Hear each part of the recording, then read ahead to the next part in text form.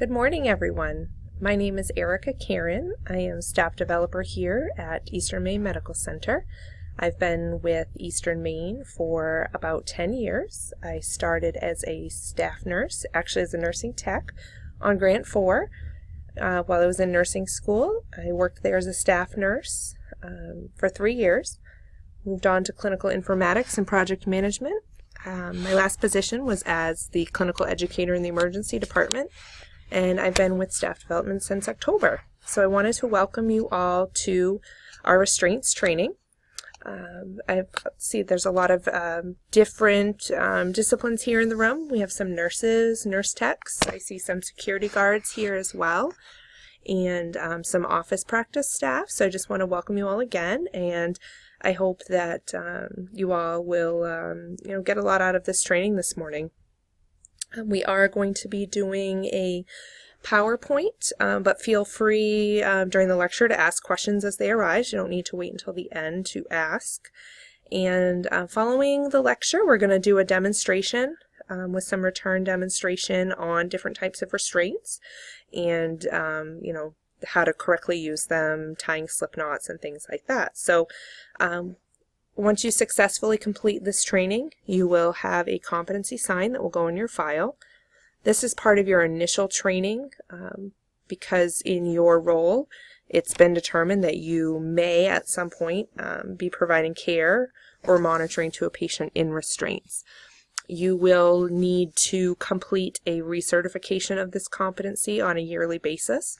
That may vary depending on the department that you're in as to how that will be administered. It may be in a skills day type of setting or something like that, but your clinical educator or supervisor will let you know what that plan will be. So we'll get started. So basically, I just want to talk a little bit about, what is a restraint. Not all of you in here are clinical. You may not have ever cared for a patient in restraints, ever even seen a patient in restraints. So that the whole thought of it can be pretty intimidating. So we're just really going to start with the basics. What is a restraint? Essentially, a restraint is any physical or mechanical device that essentially reduces the ability of a patient to move freely. Seems pretty straightforward. It can also be a drug or a medication that's used to restrict the patient's freedom of movement. We do use a variety of medications for this purpose. There's meds such as Haldol or Zyprexa, things like that can be utilized as a chemical restraint. Seclusion is also a form of restraint. We typically use this in the emergency department setting with our behavioral patients.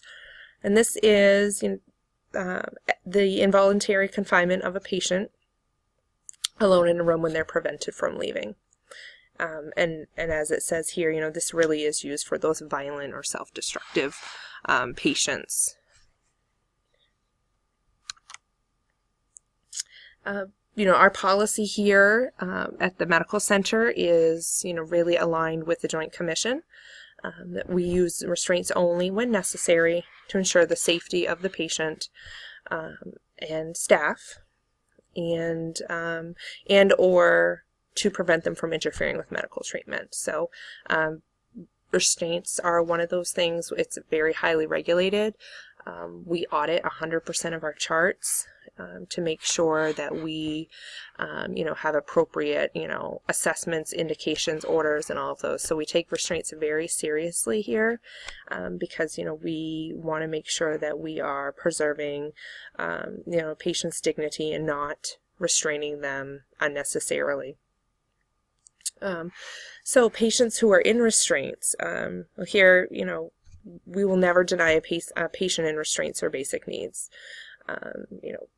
As it says here, diet and water or essential safe clothing. It will always use the least restrictive type of restraint to accomplish the intended goal, and will always discontinue it at the earliest possible time. So, these are the regulations that are set forth from our regulatory bodies, again, such as the Joint Commission, Centers for Medicare and Medicaid, and are outlined in our policy. So these are really some key points that we need to, make sure that we're always aligned with when we're caring for a patient in restraints or considering restraints for one of our patients. So before we even start really talking about the nitty-gritty of restraints, our goal really is to not have to restrain a patient. Not only is it a lot of, paperwork, but, it's really not the best thing for the patient. There's a lot of, and things we'll talk about, a lot of adverse risks that go along with restraints. And, ideally, we'll be able to, mitigate a patient's and manage a patient's behaviors before we even get to that point. So it's really important to understand that all behavior is meaningful. When you have a patient who is exhibiting behaviors that may indicate the need for restraints, we want to try to understand the patient's triggers and anticipate their behaviors before we even get to that point of escalation. One really important thing to understand is a patient's history. So history can tell us a lot about a patient's behavioral motivations, about their triggers. There's a lot now in behavioral and psychiatric medicine around trauma-informed care, and which really pushes clinicians to seek to understand a patient's history of trauma or abuse in identifying the motivations behind a lot of their behaviors. And this is also important. We'll talk about it a little bit later. When you do have to restrain somebody, some considerations that you need to think about if they do have a history of abuse. And really to understand that when you are working with a patient, that any delusional thoughts that they may have still produce real emotions. So even if you have a psychiatric patient in the emergency room who is having some delusional thought process, or you have a patient with delirium or dementia, these are the emotions that they have and the reactions to their thought process, their own reactions to their thought processes are real to them, and we can help identify those and respond to those in a very real way to help ease some of their anxieties or fears or emotions. We'll talk about that in a little bit in more specific terms. So the first piece that's really important to understand is the concept of anxiety, and that anxiety is always a precursor to verbal and physical aggression. And here we're talking a little bit more about our behavioral patients, but this could apply to our patients who have dementia, who are escalating. Anxiety is a lot of times that first step that people miss, and there's some interesting research out there that clinicians and healthcare workers, we're always kind of one step behind the patient in terms of emotions. When they're anxious, we're not really recognizing it. When they start to escalate, we get anxious. We're always kind of one step behind in our emotional response. So to be able to recognize anxiety early is really important. So to help reduce anxiety in our patients, we want to decrease external stimulation. Be supportive in your gestures, in your verbal and nonverbal. Minimize staff, that's kind of part of that, decreasing stimulation, and listening. Some interesting statistics: 90% of conflict arises out of the perception of unmet expectations. And, it's very common to hear, that this person, this healthcare worker, this nurse, this physician isn't listening to me. I'm not being heard, and that does lead to escalation conflict. So with communication, just really important that your verbal and your non-verbal are congruent. Talking low and slow and limiting the number of your words. Patients, as they escalate, they can't process words as fast as you're able to say it, so it's really important to slow down so that they can understand what you're saying. And just other tips: using the patient's name, again, maintaining an open and relaxed nonverbal, validating, paraphrasing, really showing that patient that you're listening to what they're saying, and not touching the patient, without permission, telling them what you're going to do before you do it so we don't catch them off guard.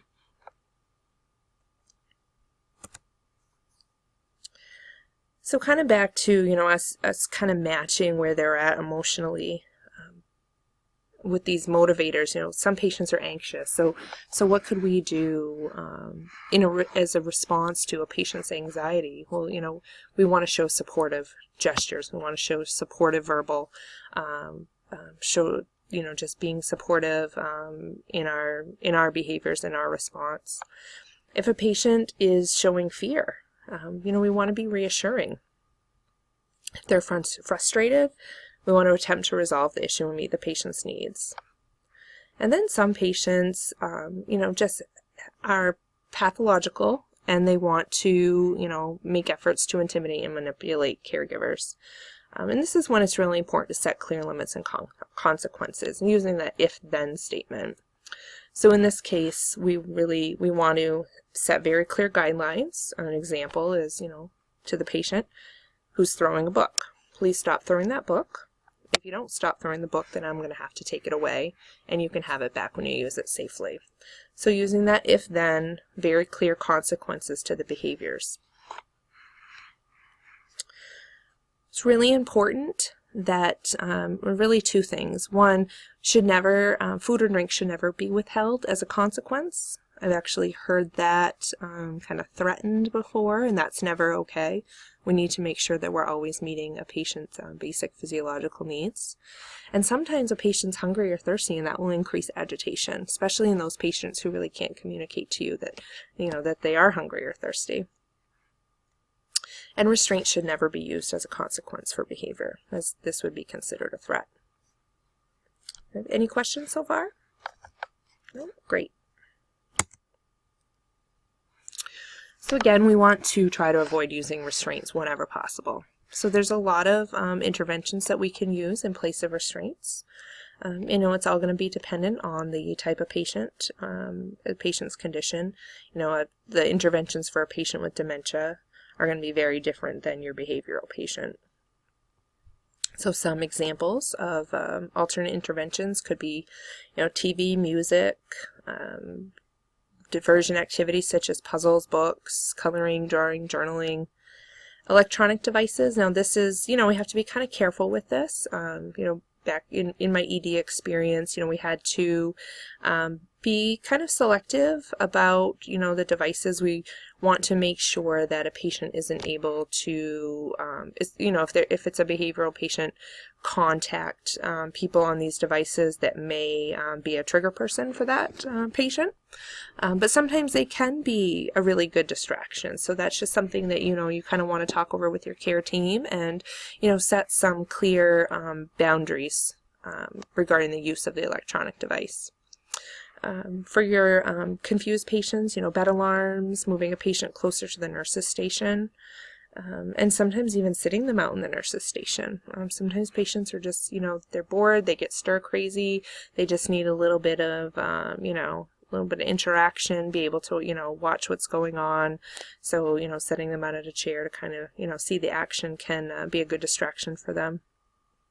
And then, really making sure that we're doing a good assessment on our patients, especially those who can't communicate.